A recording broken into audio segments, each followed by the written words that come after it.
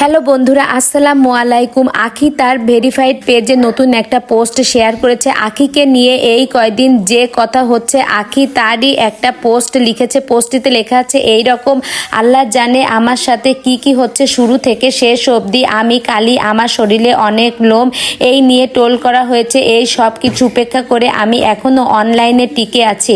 আমি 100% গ্যারান্টি দিয়ে বলতে পারবো, আমার জায়গায় অন্য কোনো মেয়ে এইভাবে টিকে থাকতে পারতো না। আমার বাচ্চা দুধ ডাইপার নিয়ে অনেক অপমান করা হয়েছে আমাকে।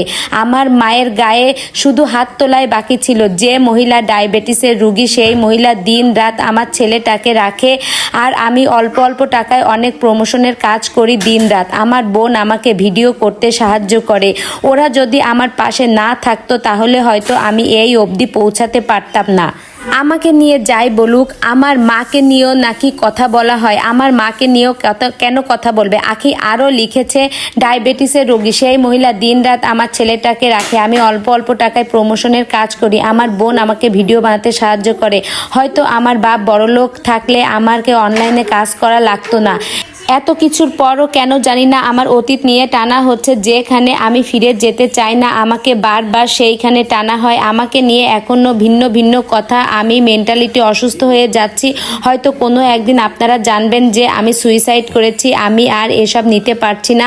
আপনারা আমাকে আমার ছেলেটাকে নিয়ে বাঁচতে দিন, আর আপনারা স্ত্রী সন্তান নিয়ে ভালো থাকুন। তো আখির ভেরিফাইড পেজের পোস্টটিতে লেখা ছিল ঠিক এই রকম। তো আমি বলবো, আখিকে আখির মতো থাকতে দেয়া হোক। আখি যাই করুক না কেন, তাকে ক্ষমার দৃষ্টিতে দেখা হোক।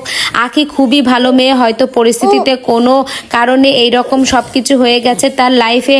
যাই হোক, ক্ষমা মহত্বের লক্ষণ। আমরা আখিকে ক্ষমার দৃষ্টিতে দেখব। বন্ধুরা, ভিডিওটি ভালো লেগে থাকলে একটা লাইক করবেন, আর আপনার মূল্যবান মতামত কমেন্ট বক্সে জানিয়ে যেতে কিন্তু ভুলবেন না। ধন্যবাদ।